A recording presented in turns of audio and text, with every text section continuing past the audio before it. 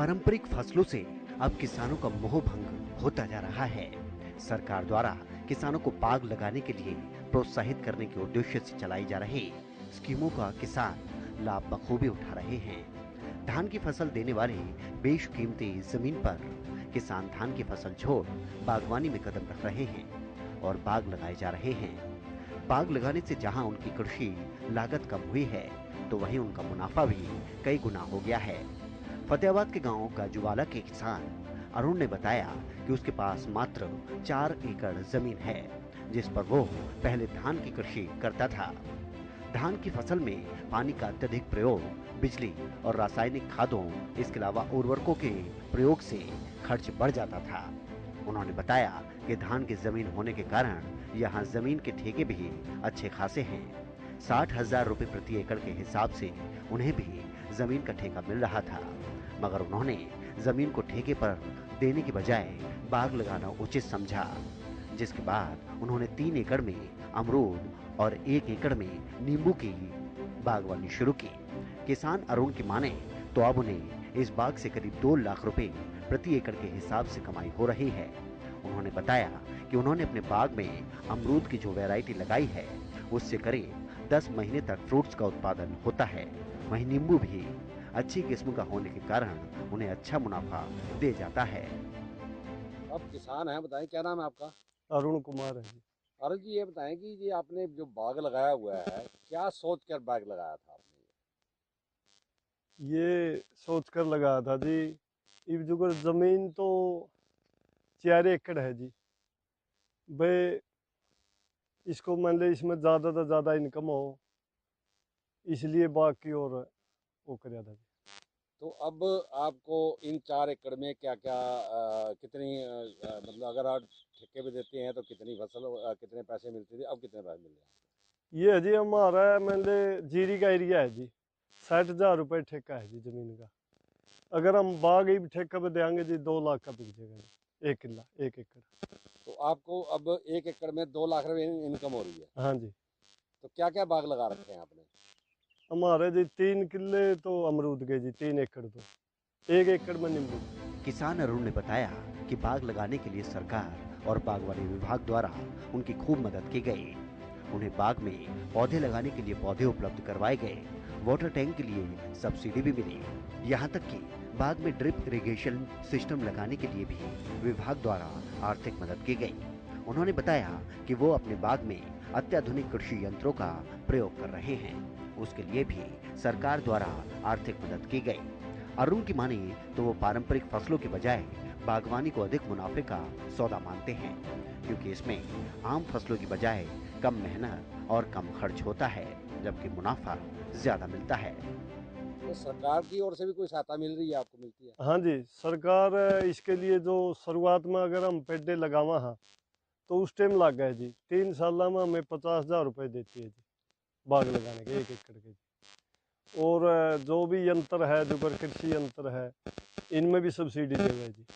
अगर 2.5 किले अगर हम लगावा हाँ जी, इसके लिए वाटर टैंक का भी प्रबंध करती है, ड्रिप देवे जी। और सब्जी अगर इसके अंदर हम सब्जी लगावा तो शुरुआत में सब्जी के लिए भी अनुदान देवे जी, ड्रिप का सिस्टम करा है जी। तो ये ड्रिप का जो आपने ये बनाया हुआ है, ड्रिप सिस्टम बनाया हुआ है जी, इसका पूरा का पूरा सरकार द्वारा दिया है या आपने भी लगाया था? नहीं जी, सरकार देती है जी। पूरा ड्रिप सिस्टम सरकार देती है आपको? हाँ जी, तकरीबन 75% गवर्नमेंट देती है, तो 25% सरकार को किसान के। क्या कहना चाहेंगे सरकार? इसमें तो जी सरकार ने जो हमारे किसानों की इनकम बढ़ाने के लिए एक बढ़िया कदम उठा रखा है जी, ये जो बागवानी के लिए अग्रेसित करने के लिए बार बार स्कीम दे रही है, कृषि यंत्रों पर छूट दे रही है जी। तो क्या लगता है आपको, एक आधुनिक यंत्र से आप खेती कर रहे हैं, हाँ जी। अभी आपने दिखाया भी है कि छोटा मिनी ट्रैक्टर, हाँ जी, कि उससे कोई बचत हो रही है आपको उससे? उससे काफ़ी बचत हो रही है जी।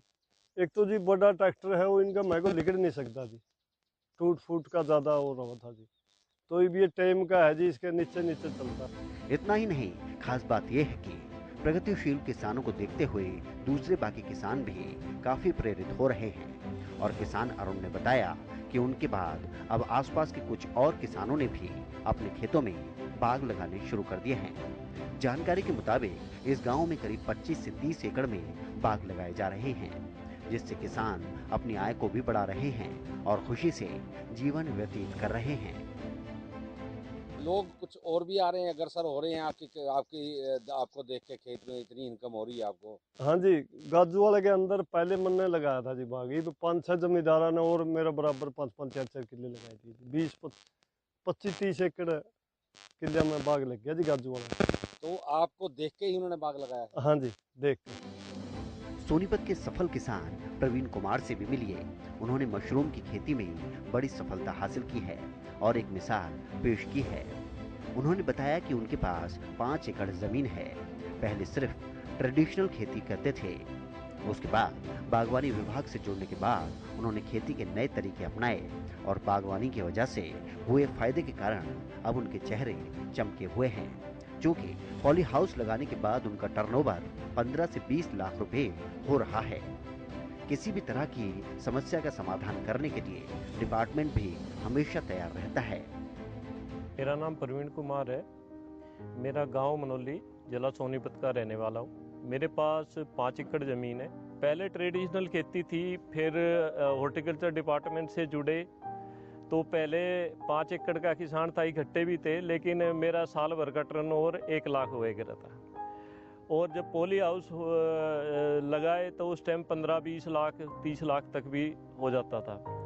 और इसमें टेक्निकल जो दिक्कत थी वे आती है, हम आपस में ही मिलके कुछ डिपार्टमेंट का सहयोग लेके और वे प्रॉब्लम हमने दूर की। इतना ही नहीं, इसके बाद जैसे ही मशरूम फार्म शुरू किया तो उन्होंने बुलंदियों को भी छूना शुरू कर दिया और कामयाबी कुछ इस कदर कदमों को चूमने लगी कि उनका टर्नओवर सालाना 1.5 करोड़ रुपए हो गया। दूरगामी सोच और हरियाणा सरकार के सपोर्ट से वो भी संभव हुआ है, जो कभी किसान प्रवीण कुमार ने सोचा भी नहीं था। आज वो 20 से ज्यादा लोगों को रोजगार उपलब्ध करवा रहे हैं। उनका कहना है सरकार काफी सहयोग कर रही है। हरियाणा सरकार की तरफ से किसानों को हर समय पर नई नई योजनाएं चलाकर मदद दी जा रही है। उन्होंने किसानों से अपील की है कि फसलों में विविधीकरण बहुत जरूरी है, उसमें 1 से 2 सालाना गैप जरूर दें। इसके बाद जैसे मशरूम फार्म शुरू किया तो उसके बाद मैं करीब 1.5 करोड़ के आसपास मेरा टर्नओवर साल भर में होता है। और मेरे 15 से 20 आदमी, 20-25 आदमी पूरे 12 के 12 महीने मैं काम देता हूँ उन्हें। हरियाणा में बहुत अच्छा योगदान है। आप इतनी स्कीम में, आप हॉर्टिकल्चर में, बागवानी में और एग्रीकल्चर में किसी भी उसमें चले जाओ, आपको हर जगह आपको सहायता मिलेगी। बाकी किसान भाई एक ही फसल को बार बार रिपीट करेंगे तो ज़मीन में जो भी खनिज तत्व हैं वे एक ही फसल उठाई जाएगी, और कुछ जब यूज नहीं करेंगे तो वे अधिक हो जाएंगे, तो इम्बैलेंस हो जाएंगे, तो वो धरती जो है वो उत्पादन कम कर देती है। तो मेरा किसान भाइयों से यही निवेदन है कि आप कोई भी फसल करो, एक तो विविधीकरण जरूरी है, साल में 2 फसल ले तो कोई भी रिपीट फसल ना करें, उसमें 1-2 साल का गैप जरूर दें। मैं हरियाणा के हॉर्टिकल्चर विभाग को और मुख्यमंत्री को जो इतनी अच्छी योजना क्रियान्वयन करते हैं, कृषि मंत्री, सभी को धन्यवाद करता हूं कि वे और अच्छे से किसानों का भावना को देखते हैं, उनके भले के लिए और अच्छी अच्छी योजना लेके आए। बागवानी विभाग की मदद से प्रदेश के लाखों किसान सुखी से अपना जीवन व्यतीत कर रहे हैं। साथ ही बाकी किसानों से भी बागवानी अपनाने की अपील की जा रही है, क्योंकि इसमें पानी की बहुत ज्यादा बचत होती है।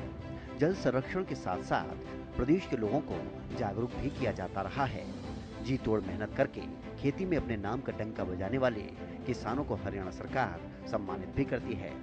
जानकारी के मुताबिक मुख्यमंत्री प्रगतिशील किसान सम्मान योजना 2022 के तहत प्रगतिशील किसानों को जैविक खेती, पानी की बचत, फसल अवशेष प्रबंधन, नई तकनीक, टिकाऊ कृषि, एकीकृत कृषि प्रणालियों के जरिए बेहतर प्रदर्शन करने पर 70 से 75 लाख रुपए की धनराशि सम्मान के रूप में तय है। हरियाणा के किसान अब सरकारी योजनाओं का लाभ उठाकर प्रगतिशील किसान बनने की तरफ कदम बढ़ा रहे हैं।